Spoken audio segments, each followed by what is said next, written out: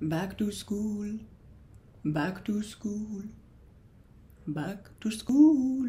It's almost back to school time. I know that this has been a very crazy year, and I know that there's lots going on for all of you, and I just wanted to give you a couple extra tips that might help you get focused in and narrowed in on how to become a marine biologist even while you're still in high school. So about this time, you are probably planning out your back to school outfits and what you're going to put in your backpack. And at this point, I would highly encourage you to consider closely what you put in that backpack. Where possible, pack a waste-free lunch. And this might mean that you yourself need to pack your own lunches sometimes. And so what a waste-free lunch means is that it's only in reusable containers that you bring home at the end of the day. And ideally, you wouldn't necessarily be throwing anything in the garbage at the end of your lunch hour. Do you think that you can do that? Challenge offered. I'd also check out what's going into your school bag for supplies. Where possible, buy sustainable supplies. So pens and binders and notebooks that are maybe sustainably sourced, or that have post-consumer paper products, or that aren't made of plastic. Think like a marine biologist, think ahead to the future, and be choosing options that are better today for a brighter tomorrow. So right when you get into that first day of classes, I'd start talking to your teachers about the fact that you want to become a marine biologist, or that you're interested in science in general.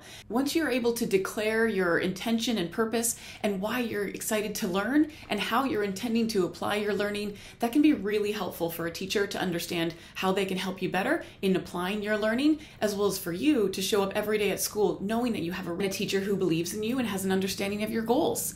That's going to be really helpful when you're, struggling in school or struggling with a math problem, and your teacher might be able to be like, let's think about this through a marine biology lens. Or if your teacher doesn't have the time, which not every teacher does, you yourself might be able to think, okay, what happens instead if I take this math problem and I apply it to the number of fish?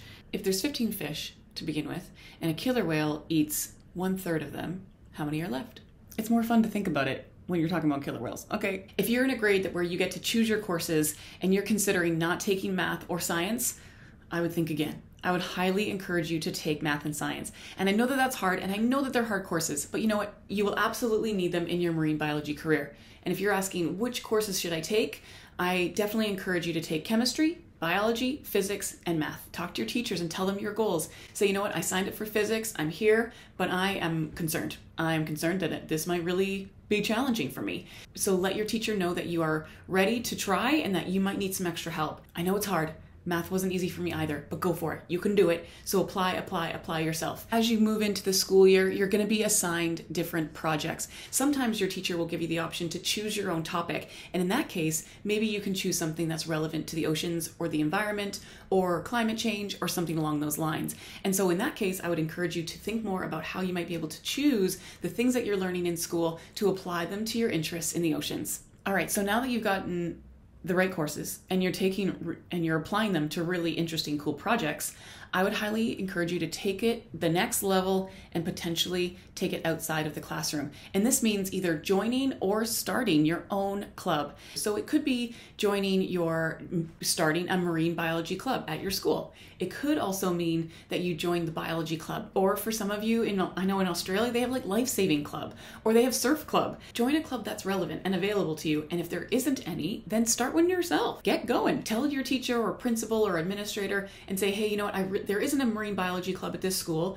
Why not? Can we start one? Or maybe you make it a bit more broad and you say it's an environmental club, or maybe you say it's a green team club, and the club is designed to help the school become even greener and bluer than it already is.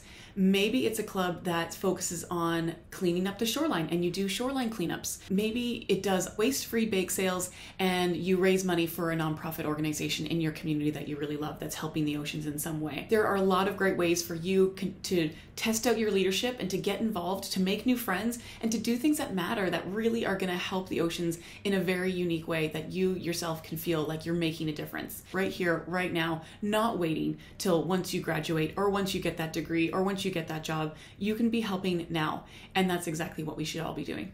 All right, before we go, I want to give a quick shout out to two of my friends, and they have over the summer become lifeguards. They got their lifeguarding certificate and they are now qualified lifeguards. And what a great way to prepare for your marine biology future, as to become incredibly efficient at swimming and efficient at being able to help others and yourself while out on the water. So congratulations to both Ben and Evan. If you yourself have something exciting that you have accomplished over the summer that's related to becoming a marine biologist, please let me know in the comments. You can always find me on Instagram at marinebiologymel, or you can also give me an email at marinebiologymel@gmail.com. All right, thanks so much. Good luck with your first day of school. Take that first day of school picture proudly. The answer's 10.